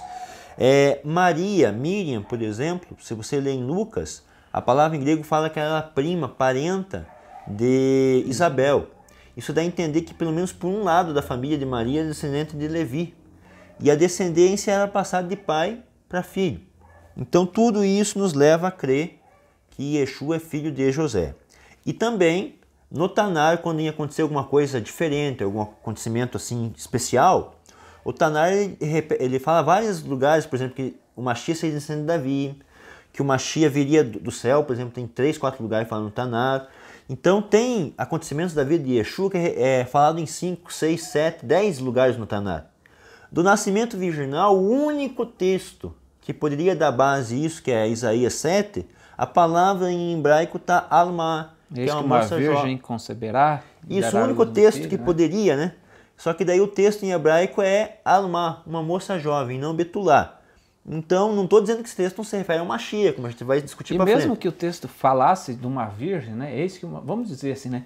Eis que uma virgem conceberá, não significa, né? A Maria estava desposada, enfim, não significa que ela conceberia estando virgem, né? Estando virgem. Então, se eu falo para uma moça virgem hoje, né? Olha, você vai ter 2 filhos. Significa que ela está grávida agora? Não, significa que no futuro, quando ela casar, como todo o processo natural, ela vai ter filhos. Então, uma mulher jovem, que é o original, o texto original, então isso deixa mais facilitada a compreensão, mas ainda que estivesse escrito uma virgem, não significa que ela vai conceber estando virgem, né? E dar à luz virgem. Isso não está escrito. É mais uma questão de interpretação. E como o Malachi bem mencionou, né? E a gente está focado nisso, gente. A Havat Chesed é amar, ser bom, né? Então, às vezes, as pessoas têm interpretações diferentes da gente. E a gente não deve odiar as pessoas, porque elas interpretam de forma diferente, né? Mas a gente deve orar a Deus e quem sabe a gente possa sentar e conversar. Se você crê de uma forma diferente, educadamente, você pode mandar mensagem aí para o Malachi, o WhatsApp dele está na descrição do vídeo, o meu WhatsApp está aí na descrição também, né? E você pode mandar mensagem, olha, não entendi aquilo que você me falou, me fala um pouco mais dessa interpretação aí, eu nunca tinha ouvido nada a respeito. Eu estava nessas viagens que eu faço para Israel, eu estou trabalhando com o pessoal de uma comunidade da Igreja de Deus é Amor, né? E esses dias eu estava com a líder deles aqui em casa, a gente conversando, e ela falou, olha, eu aprendi muito com você, eu não sabia, por exemplo, que Pentecostes era um negócio antigo já, né? que para nós parece óbvio, né? Shavuot é uma festa da Torá, uma festa da peregrinação, foi Moisés que deu aos filhos de Israel, mas para eles era uma novidade e ela falava assim com uma paixão de ter aprendido algo com a gente, né? Então, respeitar as pessoas é fundamental, a gente respeita, a gente gosta de ser respeitado, a gente respeita as pessoas. Se você crê diferente e quer abordar esse tema com um de nós, fique à vontade aí, nosso WhatsApp está disponível, você pode mandar mensagem e na medida do tempo a gente vai esclarecendo para vocês aí, tá bom? E essa parte de descendência física, o que ocorre? Lembra que a gente falou um pouquinho na introdução das cartas. Então a Brit Hadashah, quando tem uma ideia de Mateus a Apocalipse, é uma ideia que está em quase todos os personagens ali do Novo Testamento, você não pode debater aquela ideia se você crê em Yeshua e crê naqueles discípulos, se você crê neles. Agora, quando tem uma coisa escrita só em uma parte, aí algumas vezes você tem que examinar, ver, ir com calma, ver examinando o Tanar, e algumas vezes deixar aquele texto meio de lado. Se tiver contra, alguma ideia que dê contra o Tanar, deixa o texto de lado, espere, mais para frente você vai, novas descobertas históricas. Então, a gente sabe, por exemplo, que quando Roma adotou, no século IV, o que tinha ali de resquício do judaísmo que cria em Yeshua, ela acabou passando ideias romanas aos personagens ali da vida de Yeshua. E daí, essa ideia do nascimento virginal era uma ideia que vários povos antigos tinham uma ideia de um Deus que teve relação com uma humana e nasceu um semideus. Então isso é uma ideia antiga, que nasceu lá em Nirod. Então isso aí, todos os povos, os romanos, os babilônicos, os egípcios tinham essa ideia. E para fazer uma unificação, os gregos, né, também. Os gregos, para fazer uma unificação do reino, eles tentaram passar isso para Yeshua. Como só tem em Mateus, e não está bem ainda claro, uma hora fala que era desposado, que a desposada teve relação, outra hora fala que não era desposado, então dá algumas contradições. Então você não pode, nós entendemos que você não pode se basear só nisso para aquele nascimento virginal. E defender com unhas e dentes essa ideia. Sendo que o Tanar em si não fala do nascimento virginal. E Moshe na Torá mesmo, né, já que as escrituras falam de mim, né, Moshe na Torá, lá em Deuteronômio capítulo 18, ele fala assim que no futuro iria haver um profeta semelhante a ele. Se Yeshua fosse um profeta filho literal de Deus, né, que Deus colocasse ali em Maria a sua semente, enfim, filho literal de Deus, ele não seria semelhante a Moshe, porque Moisés tinha pai e mãe. Moisés era filho de Yochebed e Amram, né? Então, partes do povo de Israel ali, tá? E é interessante que o nascimento de Moshe, pela tradição judaica, diz que foi especial também. Deus diz que atuou em Joquebed e Amram, para que pudessem se defender ali dos egípcios. Então houve uma profecia do nascimento de Moshe, assim como também houve uma profecia do nascimento de Yeshua. Mas nenhum lugar fala que seria somente o filho de Deus com Joquebed, não. Que Deus atuou em vários nascimentos, por exemplo, Sansão, né? Outros nascimentos que Deus esteve atuando na formação dessa criança, no âmbito, vamos supor assim, no lugar em que habitava o pai e a mãe. Então Deus ajudou naquele nascimento, cobriu aquela criança do seu espírito. Só que o Espírito de Deus é interessante. O Espírito de Deus ele mostra o caminho que você tem que seguir. Agora, se a pessoa vai seguir esse caminho ou não, é outra história. Por exemplo, Sansão fala que o Espírito de Deus o mandava para o caminho de Estol e outros lugares ali, Mahanã, um acampamento. E daí o que Sansão ia decidir fazer com que Deus apontava para ele dependia de Sansão. Tinha livre escolha, só que Deus aponta. Então Deus pode chamar uma pessoa. Deus chama um judeu, um gentil que ama a Deus, que quer se aproximar, Deus dá um jeitinho de chamá-lo. Então Deus vai atuando na pessoa, né? Assim como atuou no nascimento de Yeshua, atuou no nascimento de Sansão e atuou no nascimento de Moshe. Mas não que não tivesse pai e mãe físico. Para Yeshua nascer segundo a carne, ele tinha que nascer de um pai e de uma mãe. É bom de ler isso, né? Porque a Bíblia fala, ele é um descendente físico de Davi, tá? A gente pode fazer uma série de comparações. Por exemplo, Moisés, quando nasceu, ele teve que ser ocultado pelos seus pais, e Yeshua também teve que ser ocultado, porque o governante, nos tempos de Moisés, estava propondo de matar todos os meninos. Nos dias de Yeshua também estava propondo de matar os meninos. né? E Moisés foi preservado e Yeshua também foi preservado. Enfim, uma série de comparações aí entre os dois que mostram essas semelhanças. Mas daí no versículo 4, veja bem, Romanos capítulo 1, versículo 4 diz assim: e demonstrou com poder ser o Filho de Deus em espírito. Olha que interessante.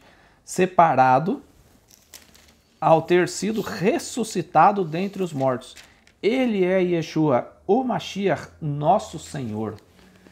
Então, que versículo interessante, que abordagem interessante o apóstolo Paulo traz aí, apresenta para nós. Ele foi designado, ele foi chamado Filho de Deus, né? Aqui fala em espírito, como é que fala aí? Foi designado Filho de Deus com poder segundo o Espírito de santidade pela ressurreição dos mortos. Então, ele foi designado em espírito pela ressurreição dos mortos. Na ressurreição dos mortos é que Yeshua de fato se tornou o Filho de Deus, né, Malachi? Se tornou apto para ser chamado Filho de Deus aí. Que interessante que quando fala designado na ressurreição dos mortos, é que Yeshua se tornou de fato, assim, sem sombra de dúvida, que ele concretizou as profecias nele, que as profecias foram cumpridas nele. Profecias aí muito importantes que a gente vai explicar. Foi quando ele ressuscitou. E aí, se nós lermos até em Mateus, né?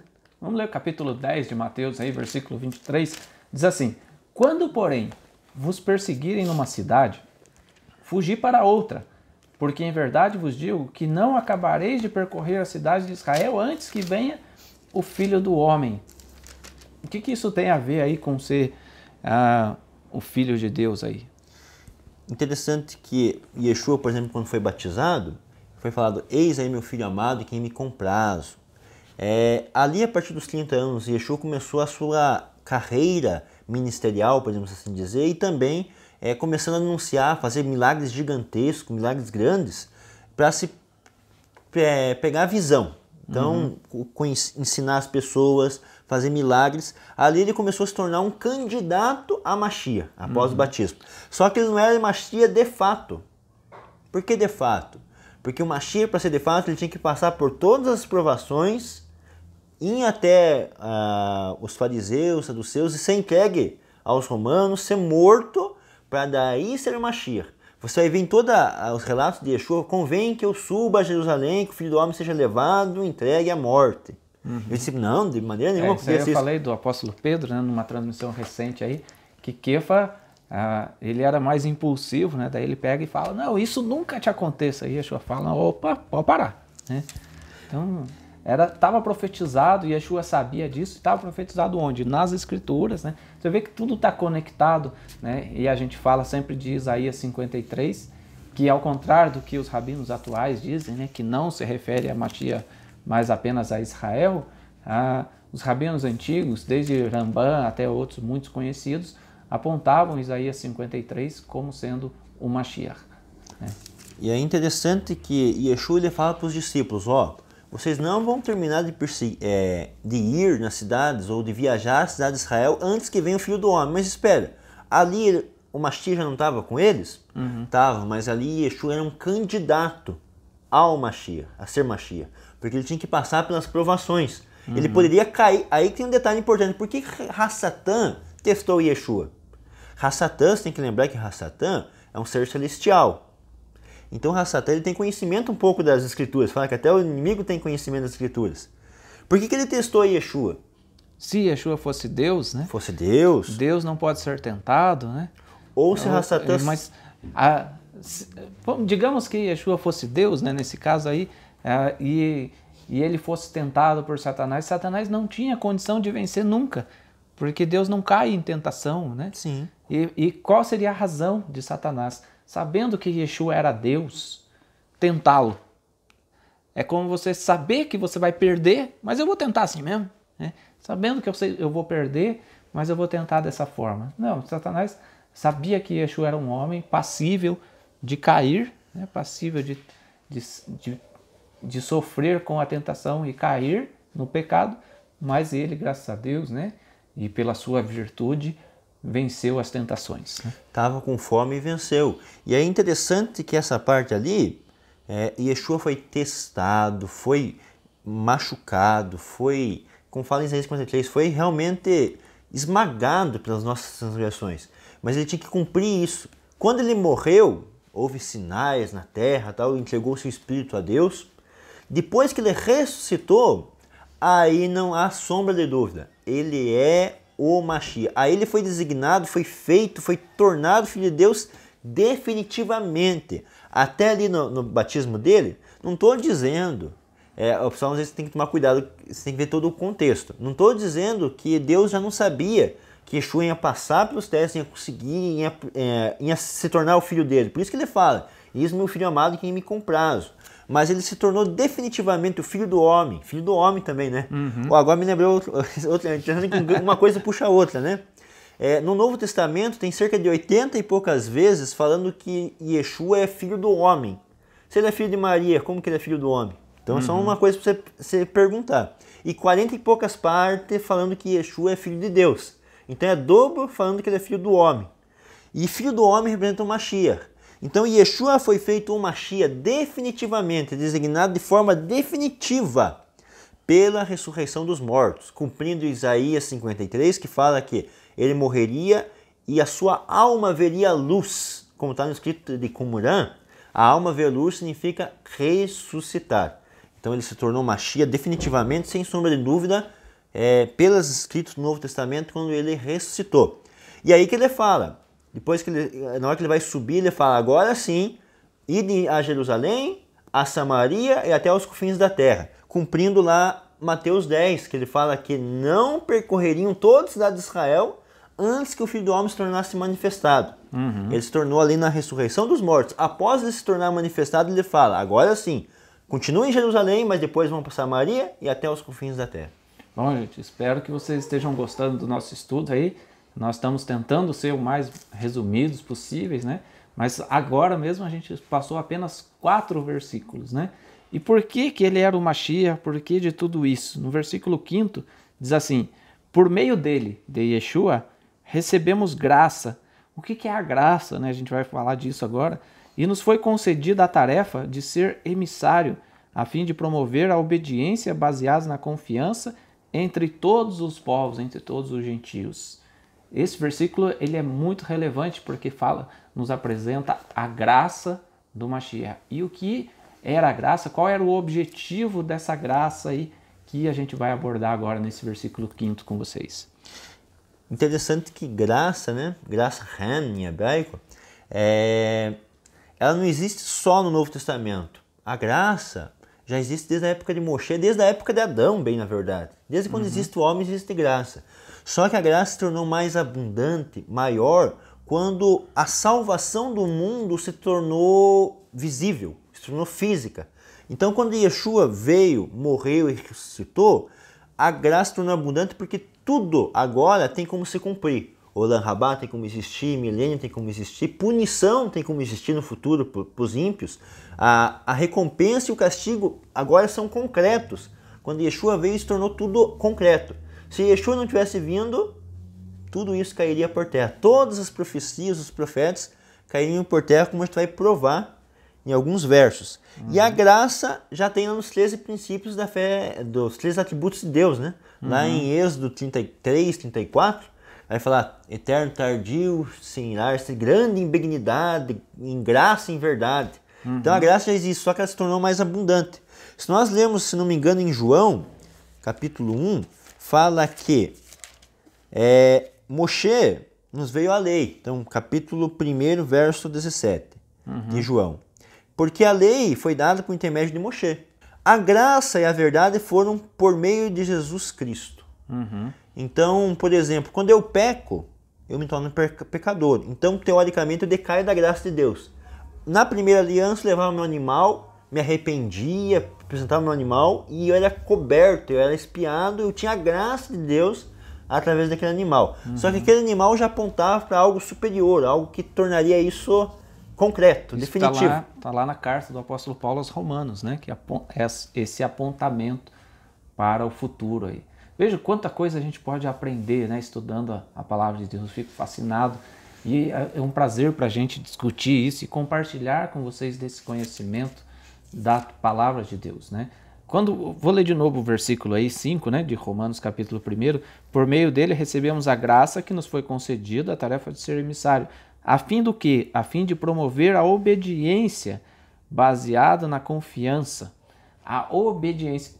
A graça hoje é interpretada como você não tem necessidade de obedecer os mandamentos mais, né? E veja, Jeremias capítulo 31, quando fala do estabelecimento da nova aliança através do Mashiach, aponta assim, Jeremias capítulo 31, versículo 31 ao 33. Eis que vem dias, diz o Senhor, em que farei um pacto novo com a casa de Israel e com a casa de Judá, não conforme o pacto que fiz com seus pais, que é isso que o Malachi estava falando também, né, dos sacrifícios, enfim.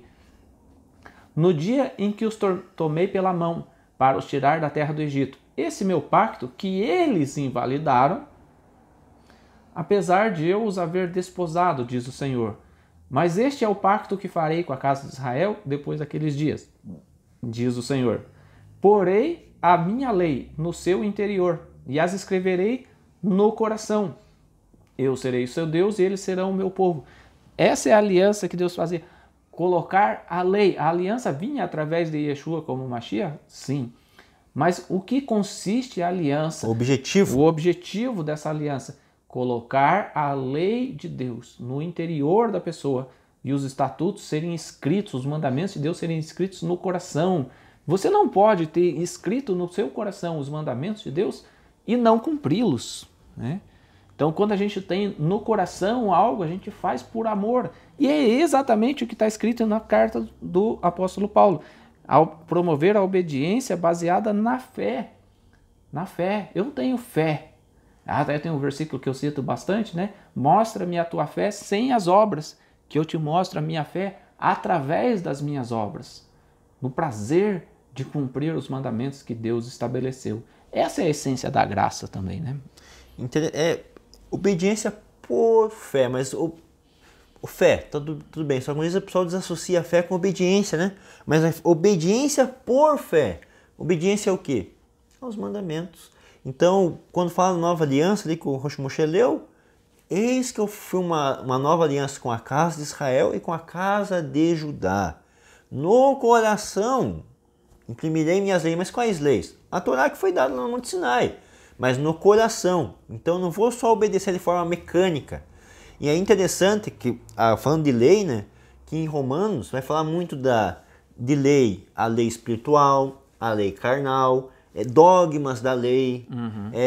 Então Paulo, você tem que ler Romanos como uma totalidade. Você verá que a lei de Deus é boa, santa, justa, boa, perfeita. A questão é, algumas vezes a pessoa também fica presa a obras da lei. Então eu não obedeço a Deus mais por amor. Eu obedeço para ter destaque, para me aparecer, para me mostrar diante das pessoas, para me dizer que tem mais obras do que o Moshe, por exemplo. Esse era o conceito do fariseu e publicano, da parábola que Yeshua coloca, né? Então quando Paulo critica as obras da lei, é eu obedecer para me demonstrar. Obedecer para dizer que eu sou superior a ele. Não. A Torá tem que ser guardada porque eu amo a Deus, porque eu quero agradar a Deus. Então, isso que é... Uma das coisas que eu sempre falo, né, Malachi, é que assim, nunca diga que você guarda os mandamentos porque a sua igreja ou porque a sua congregação, a sua sinagoga exige.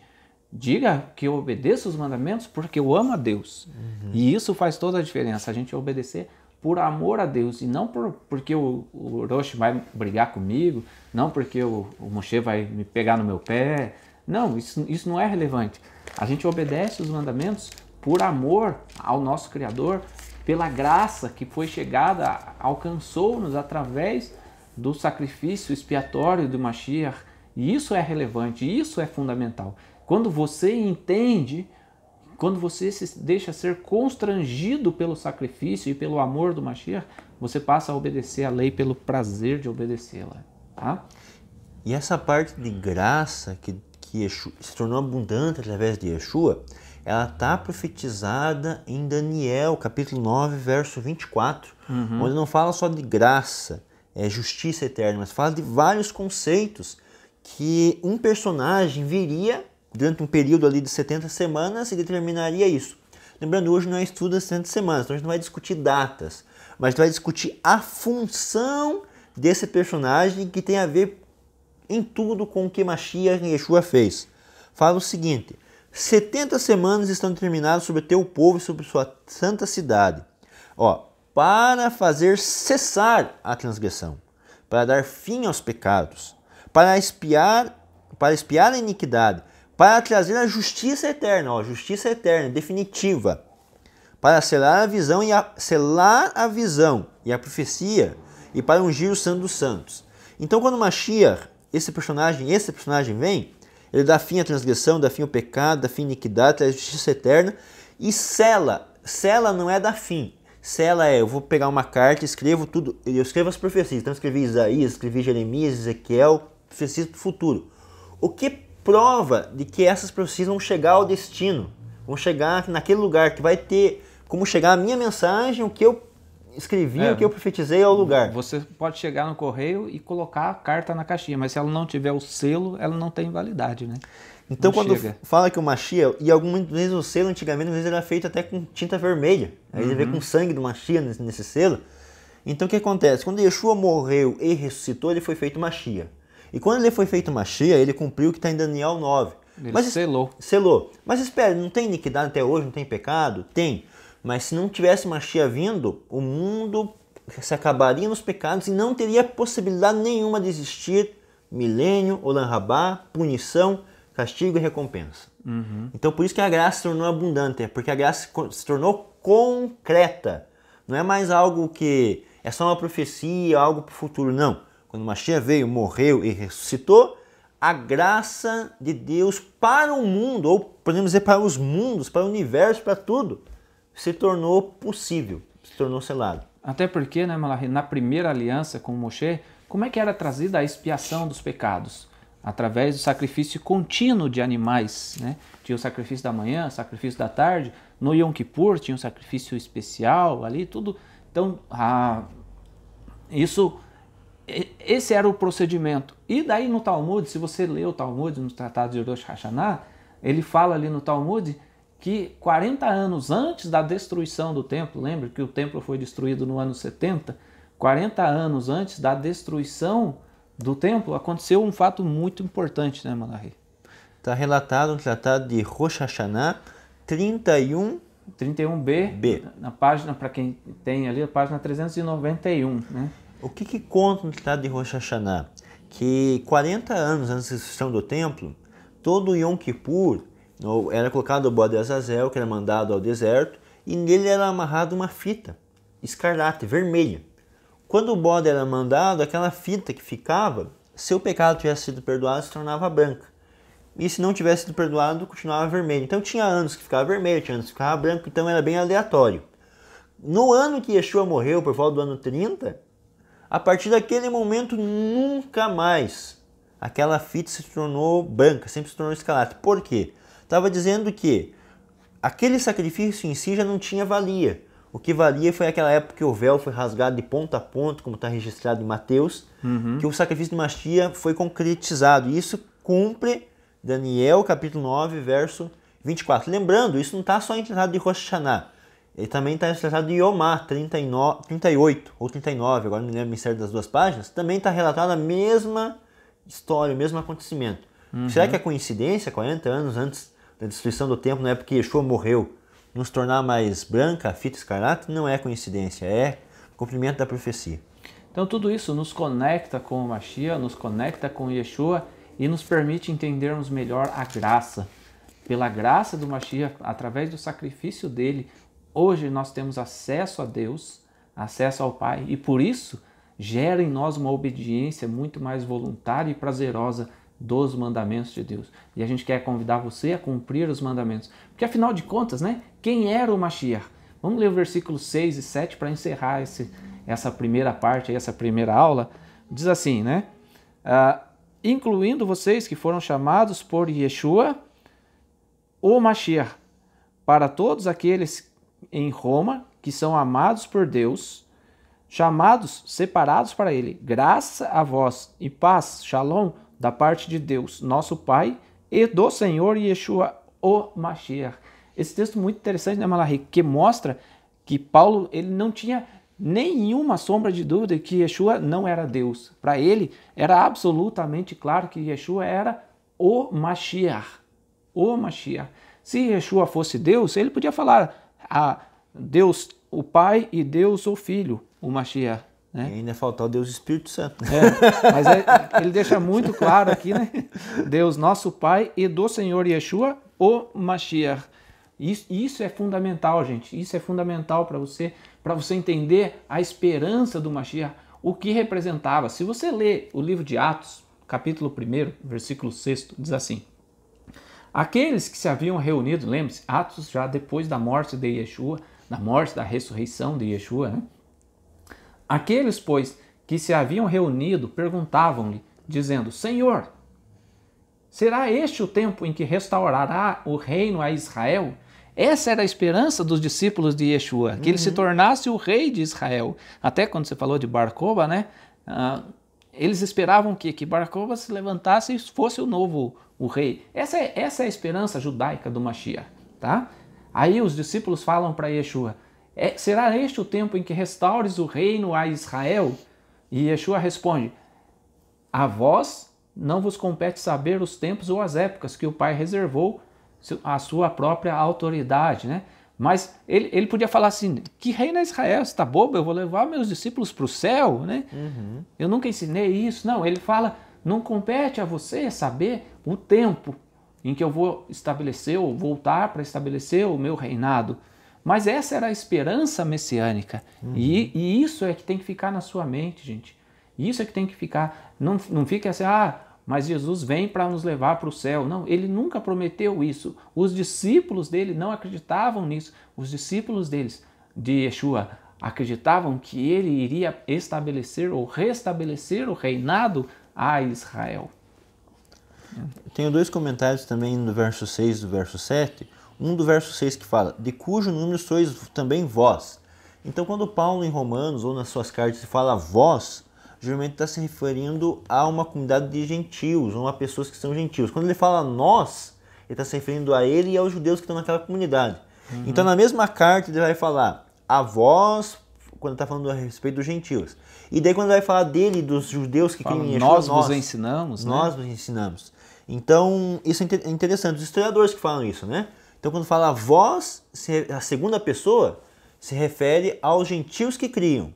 E quando fala nós, se refere aos judeus que criam em Yeshua, incluindo Paulo. E daí aqui no verso 7 fala, na versão que o Rosh Moshe leu, fala chamados para ser separados. E aqui nessa versão, chamados para ser santos. Santo e separado é a mesma coisa. Mas o que torna uma pessoa separada dos demais? Os costumes, os mandamentos. Então a Torá em si, ela nos santifica. Então, lá quando termina falando dos animais puros e impuros, Levítico 11 fala: e vós sereis santos como eu, eterno vosso Deus, sou santo. Então eu sou um Deus separado, um Deus diferente. Lá em Esther fala: há por aqui na terra um povo que é diferente. Os costumes, as leis são diferentes do que os nossos. Então quando fala para nós sermos santos, é ser separados. E o que nos separa? A Torá, as leis, os mandamentos. É isso, gente. Esperamos que vocês tenham gostado da aula de hoje. A gente recém iniciou aí o primeiro capítulo de Romanos, né? E contamos com você em toda essa série das cartas do apóstolo Paulo. Se você gostou desse vídeo e quiser contribuir, ao fim do vídeo vai aparecer aí as nossas contas para que você possa contribuir com o nosso ministério, com o nosso trabalho e de divulgar a mensagem de Deus a todas as pessoas, tá bom? Se você gostou, dá um joinha, compartilha aí nas suas redes sociais e esperamos vocês na continuação desse estudo, Romanos, capítulo 1, a partir do versículo 8 aí. Que Deus vos abençoe e a gente volta na sequência com um novo vídeo. Um grande abraço, shalom e até a próxima. Tchau. Shalom, um grande abraço a todos e até a próxima.